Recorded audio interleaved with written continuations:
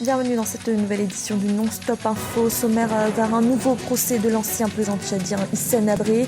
Ses avocats ont fait appel vendredi du verdict énoncé le 30 mai dernier pour lequel il avait été condamné à la prison à vie. Deux jeunes entrepreneurs burkinabés récompensés pour leurs idées innovantes. C'était à l'occasion de la 11e nuit du mérite. 48 projets ont été distingués. Et la deuxième édition de Belly for Africa a eu lieu samedi à Paris, en France, un événement placé cette année sous le thème de l'implication de l'industrie du divertissement dans l'unité du continent africain. Mais tout d'abord, en Tunisie, le bureau de l'Assemblée des représentants du peuple a décidé de reporter l'examen de la loi relative aux élections et au référendum. La nouvelle date fixée le lundi 20 juin. La question de la dissolution des délégations spéciales avant les prochaines élections municipales devrait également être tranchée à cette occasion. Plusieurs blocs parlementaires appellent à l'introduction d'un nouvel article à cet effet. Il y aura un nouveau procès de l'ancien président tchadien Hissène Habré. Ses avocats ont fait appel vendredi du verdict énoncé le 30 mai dernier. L'ex-chef d'État avait été condamné à la prison à vie pour crimes contre l'humanité notamment.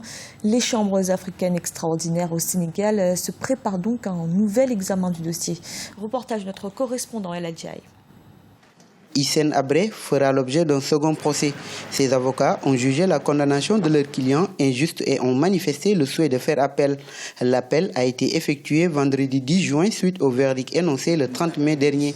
Les trois avocats commis d'office pour la défense de l'ancien président tchadien Hissène Habré ont déposé leur dossier d'appel auprès des chambres africaines extraordinaires. Il est bien évident que les chambres africaines extraordinaires étant l'organisateur de ce procès, nous pouvons considérer qu'il est logique que c'est devant cette même chambre que l'appel sera entendu, en tout cas que l'affaire sera réexaminée.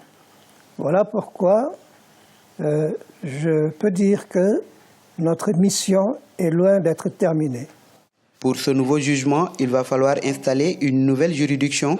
Elle sera composée d'un président africain, mais non sénégalais et non tchadien, qui aura 3 assesseurs, tous sénégalais cette fois-ci, dont 2 titulaires et un suppléant, comme en première instance, nommé par la présidente de l'Union africaine.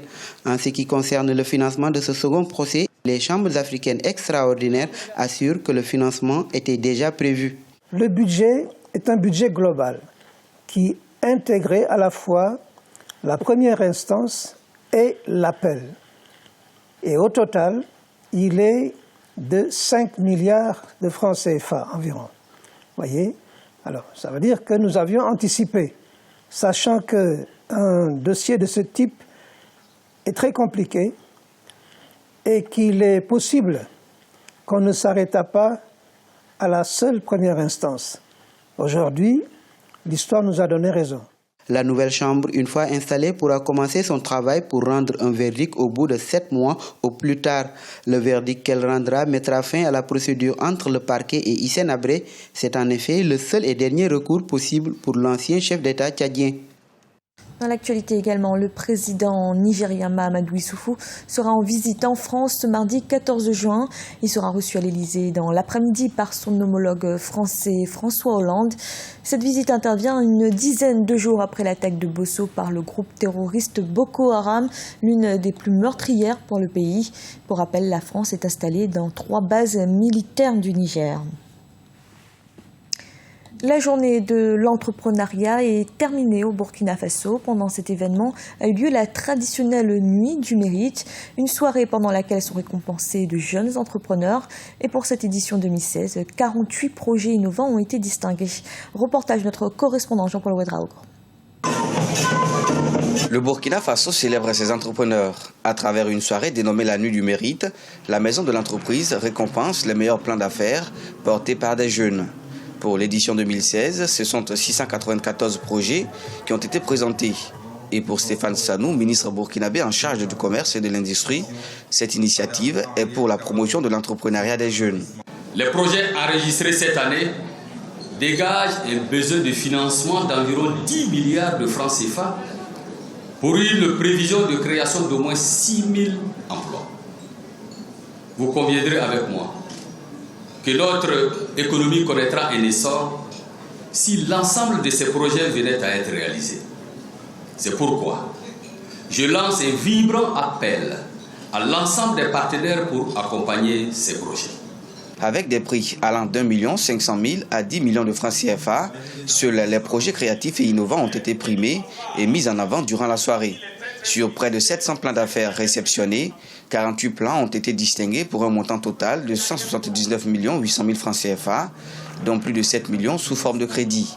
Ces montants devront servir à innover dans des secteurs tels l'élevage, la couture, la transformation d'aliments et l'exportation ou encore la restauration et l'artisanat. Il faut dire que le projet, d'abord, il y a un restaurant qui existe déjà et je vais maintenant essayer d'insérer le côté industriel pour encore développer. Alors, donc, il faut dire que dans quelques mois, dans toutes les grandes écoles, universités, à partir de 12h, 10h et 12h, vous allez avoir, les étudiants auront à leur disposition de la tchéké chaud, bien faite et de bonne qualité. Il faut dire que nous intervenons dans le domaine de la confection de chaussures de type mocassin et également de type nu-pied à partir du cuir local. Et également, nous utilisons les pneus usés qu'on recycle pour en faire les semelles. La Nuit du Mérite se tient dans le cadre de la 11e édition de la Journée de l'entrepreneuriat burkinabé, qui se veut, selon les autorités, une plateforme de promotion du développement économique du Burkina Faso. À noter qu'une autre catégorie, à savoir les prix d'excellence, ont récompensé les entreprises qui se sont illustrées de manière positive en étant en règle vis-à-vis des impôts et de leurs cotisations sociales. Lumière à présent sur la 2e édition de Believe for Africa qui a eu lieu ce samedi à Paris, en France. L'événement a été placé cette année sous le thème de l'implication de l'industrie du divertissement dans les besoins de paix, mais aussi d'unité du continent africain. Birama Saunira et Ousseynou Gueye. Mettre la lumière sur les besoins de paix et d'unité en Afrique, c'est autour de ces thèmes que s'est tenue l'édition 2016 de Believe for Africa, samedi 11 juin au Théâtre du Renard à Paris. Une initiative de l'association Believe in Africa composée des personnes issues de la diaspora africaine. Objectif, valoriser le continent africain en créant notamment des mécanismes susceptibles de faciliter les initiatives des acteurs du développement africain. Notre cheval de bataille, c'est simplement le divertissement fait par les Africains. C'est l'art, c'est la culture. Nous croyons, en tout cas je crois, quand j'ai instigé ce projet, que l'art et la culture peuvent avoir un impact bien plus important que ce qu'on lui offre aujourd'hui en Afrique. Et j'ai voulu démontrer cela. Je me suis inspirée des phénomènes de société que j'ai décidé de mettre en lumière et donner la parole aux acteurs du divertissement pour qu'ils donnent leur opinion sur ce qui se passe et qu'ils donnent de l'espoir, qu'ils insufflent ce que je crois que l'art et la culture peuvent porter. Au cours de ces forums, un accent particulier a été mis sur la paix et l'unité entre les Africains. Ainsi, 3 panels ont rythmé la rencontre: solidarité, valorisation de la mixité culturelle. Pour les acteurs du divertissement présents à la rencontre, la prospérité du continent passe par le concours de tous ses fils et filles, qu'ils soient en Afrique ou de la diaspora. Je suis très heureux d'avoir été invité. Il est important d'avoir un cadre tel que Believe for Africa dans lequel nous puissions échanger et réfléchir aux meilleurs moyens de développer l'Afrique. Mais parler n'est pas suffisant. Il est primordial de passer à l'action afin de changer réellement les choses. Tout simplement montrer comment est-ce qu'on peut être unis au travers de la culture en Afrique. Donc c'est de montrer qu'il existe des moyens culturels divertissants qui arrivent à l'aboutissement de l'unité en Afrique, quelle que soit la région en Afrique où on est. L'Afrique a besoin de se penser de manière globale. L'Afrique a besoin de faire tomber les frontières qu'on a consciemment ou non dans la tête. Pour moi, c'est ça le défi. Et aussi longtemps que l'Africain se définira comme à l'attrait, nous ayant besoin de l'autre, il ne pourra jamais construire. Donc le défi est là, de pouvoir faire ensemble. Et c'est un pas après l'autre, mais on y arrivera. On y arrivera. Believe for Africa 2016 a été marqué par la présentation du livre Against All Odds d'Angèle Komo, fondatrice de l'association des Believe in Africa. Par ailleurs, des artistes africains de renom ont communié avec le public. Il s'agit de Jim Martins, Clark Donovan, Indy Eka et bien d'autres. Aujourd'hui, Believe in Africa veut aller au-delà de la diaspora africaine anglophone. L'association veut intervenir au sein de la diaspora africaine francophone pour avoir un impact plus large. C'est un reportage avec des images de Rodolphe Louanel. Et du sport, à présent, le Bénin se rapproche de la qualification pour la Coupe d'Afrique des Nations 2017. Ce dimanche, les Béninois sont imposés face aux Équato-Guinéens 2-1. Le match décisif aura lieu début septembre à Bamako contre le Mali. Premier du groupe avec 13 points, le Bénin est deuxième pour l'instant avec 11 points. Et en Tunisie, l'étoile sportive du Sahel a été sacrée championne 2016 au terme de la 30e et dernière journée qui s'est disputée ce dimanche.